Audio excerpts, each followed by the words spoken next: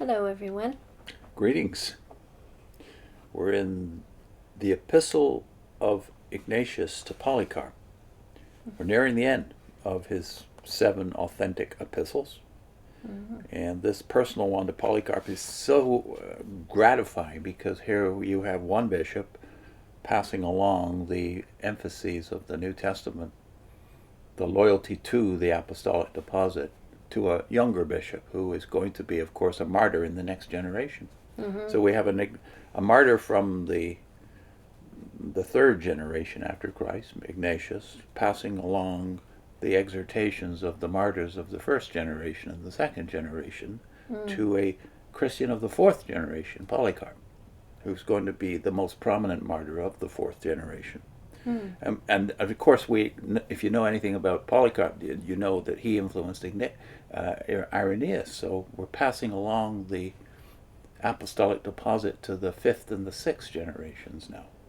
So there goes the idea that there's an apostasy. Now, when you look at the exhortations here, in the two paragraphs or 2 chapters we're dealing with, that's 4 and 5 in the Epistle to Polycarp, see if you can't see the continuity between what Ignatius is passing on to Polycarp and the congregations and what you've read in Paul and elsewhere in the New Testament. So you're reading from Lightfoot, right? Yes. It's chapters 4 and 5. Do not let the widows be neglected. After the Lord, you be their guardian. Let nothing be done without your consent, nor do anything yourself without God's consent, as indeed you do not. Stand firm. Let meetings be held more frequently. Seek out everybody by name. Do not treat slaves, whether male or female, contemptuously, but neither let them become conceited. Instead, let them serve all the more faithfully to the glory of God, that they may obtain from God a better freedom. They should not have a strong desire to be set free at the church's expense, lest they be found to be slaves of lust. Flee from the wicked practices. Better yet, preach sermons about them. Tell my sisters to love the Lord, and to be content with their husbands, physically and spiritually. In the same way, command my brothers in the name of Jesus Christ to love their wives, as the Lord loves the church.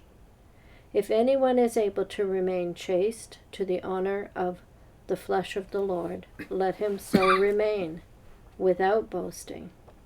If he boasts, he is lost, and if it is made known to anyone other than the bishop, he is ruined. What's there and what's... Oh, sorry, I didn't finish. Oh, There sorry. was a little more on the next page. And it is proper for men and women who marry to be united with the consent of the bishop, that the marriage may be in accordance with the Lord, and not due to lustful passions. Let all things be done for the honor of God. Okay, so we're looking for continuity with the past, that is the apostolic teachings and emphases. And we're also looking for what's not there. Yeah. And I don't think if you just read this casually, you could miss what's continuous with the apostles. For instance, the stress upon gathering, taking care of the neglected or the vulnerable, like widows, taking care of the congregation, prioritizing the congregation, getting to know the various people in the congregation by name. In other words, having personal relationships with your brothers to strengthen the body. And his counsel on marriage is almost identical to Paul's. And slavery, because remember, Paul links slavery with the principle of whatever state you're in when you become a Christian, to be content with that. And of course, since about somewhere between 1/4 and 1/2 of the British Empire, not quite, the Roman Empire, the population of the Roman Empire apparently was about 1/3. Let's just guess 1/3, somewhere close to that, was slaves. So of course, a lot of the early Christians are going to be from that population. And not all of them, not in not all cases would you have both the slave and the master become believers. One might become the believer before or after the other. Sure. And so being content in whatever position you're in is really an opportunity to testify by your life that you've changed.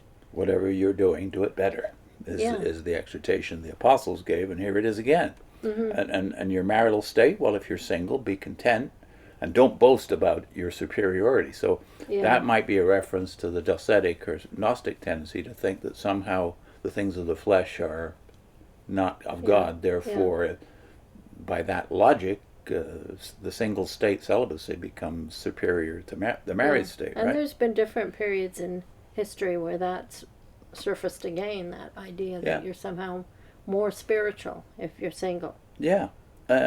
What is here? Well, God and the Lord are here a lot. This is all done to the glory of God, as it says at the end, but it's also done In the name in of imitation Jesus. of the Lord, who is the shepherd, the good shepherd of the flock, and we should be of the same mind that he is. We should have the mind of Christ about the flock and prioritize the needs of the flock, especially the vulnerable. Building up the church. But notice what's not here. Yeah.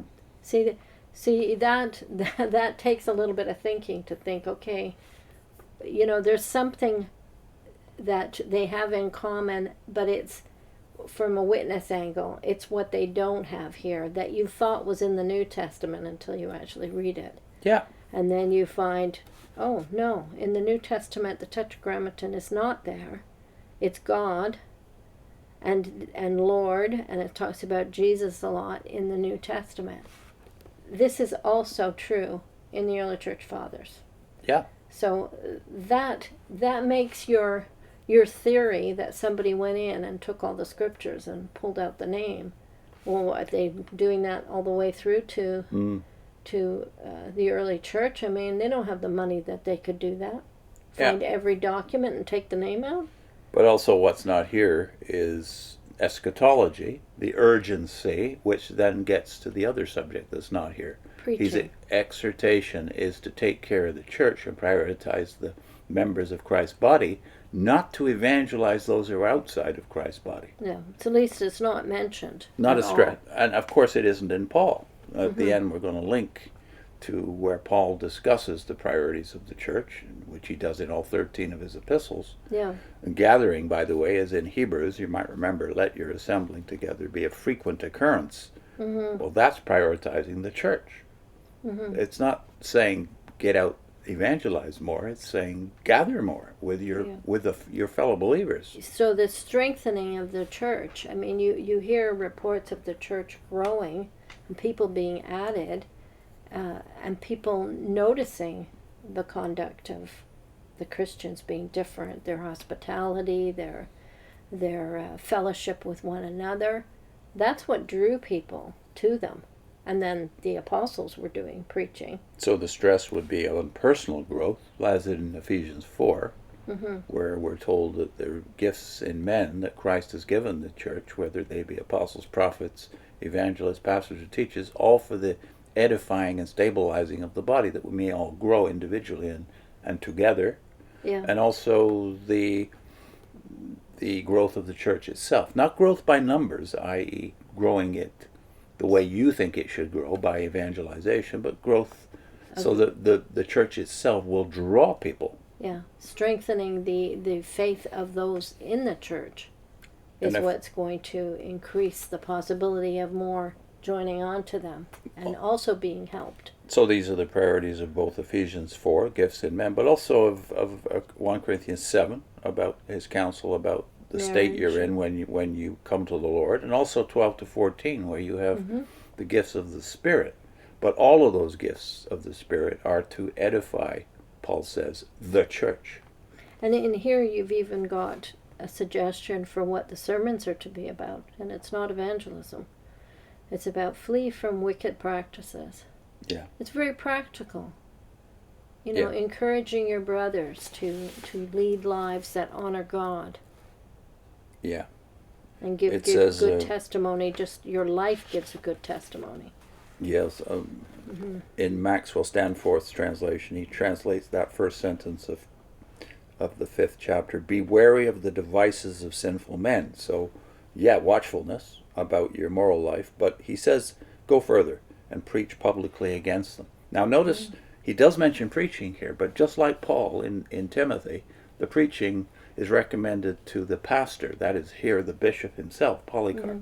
He's not telling everybody go out and preach about morality. He's saying to Polycarp, preach against, preach for the things I'm talking to you about, but also preach against worldliness. Things that will not protect the faith of the people in the church. Yeah. This is all very much guardians of the souls of the people in the church. Yeah, in the spirit of the Good Shepherd himself, the Lord, that is mentioned frequently here, isn't he? Yeah. And our link will be to that video I just mentioned, which is number 6 in our door-to-door playlist, methinks. Yeah. If you go back to our playlist, which has a lot more videos on it now, but when we started, we did a sequence of 6 from the booklet that you can find on our website. Did the early church preach door to door? So check that one out, and if you can't find it, or even if you can, watch the videos, right? Yeah. This one in particular, though, the 6th video, the last one of the sequence, is on what did Paul say about evangelism? Did he ever command the early disciples to preach? And there's a shocking answer to that. Good. If you're a witness. See you next time. Bye.